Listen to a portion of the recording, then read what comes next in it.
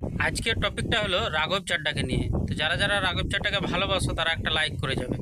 তো রাঘব চাড্ডাকে নিয়ে আজকে টপিকটা হওয়ার কারণ হচ্ছে, কারণ তিনি আম আদমি পার্টি থেকে হঠাৎ করে বিজেপিতে কেন এলো এবং তার আগে সে কি করতো, এইটা নিয়েই কিন্তু আজকে টপিক।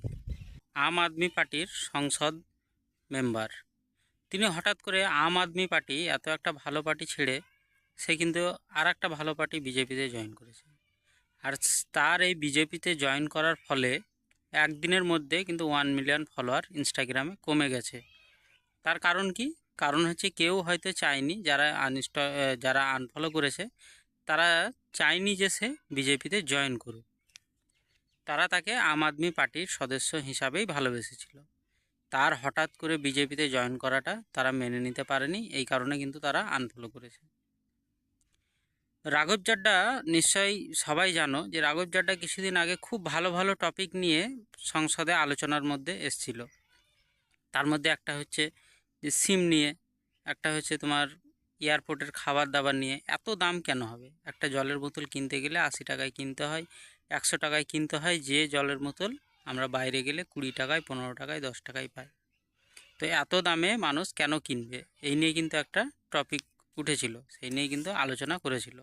আর এই নিয়েই কিন্তু সবার মন জয় করে নিয়েছিল, সব পাবলিকের মন জয় করে নিয়েছিল। বেকার যুবকের হয়ে কথা বলছিল, বেকার যুবকও তাকে খুব ভালোবেসেছিল। যেসব বেকার ছেলেপিলেরা আছে, যারা এখন পড়াশোনা করছে, তারা সবাই কিন্তু তাকে ফলো করেছিল। কারণ কি? তাদের মনের কথা রাঘব চাড্ডা বলতো এবং তাদের সমস্যা নিয়েই তুলে ধরতো সংসদে।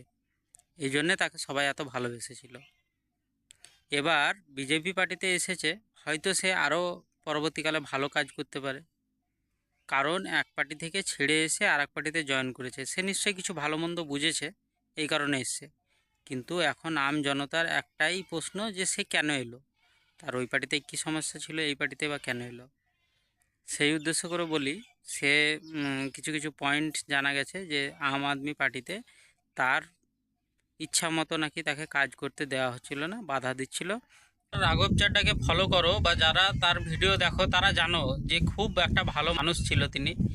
এবং হঠাৎ করে তার এই বিজেপিতে আসার কি উদ্দেশ্য বা কেনই বা এলো সে, এই নিয়ে কিন্তু মানুষের মনে একটা জল্পনা এখন সৃষ্টি হয়েছে।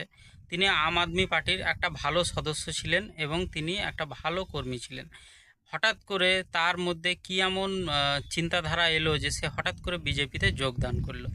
শোনা গেছে যে তিনি নাকি আম আদমি পার্টির মধ্যে যেসব কাজগুলো করতে চাইছিল সেগুলো কিন্তু করতে দেওয়া হচ্ছিল না, এবং তার মনের মতোভাবে সে ওই পার্টিতে চলতে পারছিল না।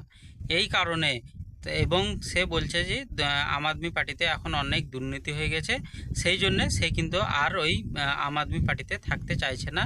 আর তারই কারণে কিন্তু বিজেপি পার্টিতে সে যোগদান করেছে। কিন্তু প্রশ্ন এখানেই একটা সৃষ্টি হচ্ছে।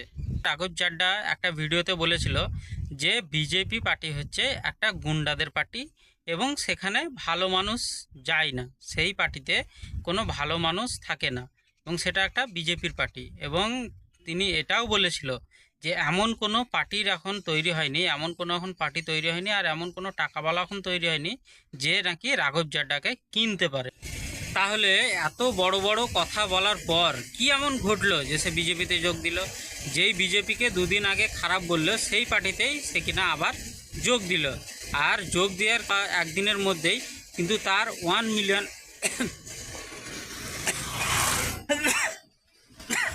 আজ হয়তো 6 মাস আগে আমরা রাঘব চাড্ডাকে কেউই চিনতাম না, কিন্তু এই 6 মাসের মধ্যে মানুষের মন জয় করে নিয়েছিল এই রাঘব চাড্ডা। তো যারা রাঘব চাড্ডাকে ভালোবাসো তারা অবশ্যই একটা লাভ রিয়াক্ট দিয়ে যাবে, আর যারা ভালোবাসো না তারা একটা কমেন্ট করে যাবে। তাহলে বুঝতে পারবো যে রাঘব চাড্ডার ভালোবাসা কতটা আর হেট কতগুলো আছে। তো আজকের ভিডিও এই পর্যন্তই। ভালো থাকো, সুস্থ থাকো। নতুন নতুন ভিডিও পেতে চ্যানেলটা লাইক করো এবং সাবস্ক্রাইব করো। বাই বাই, টাটা, জয় হিন্দ।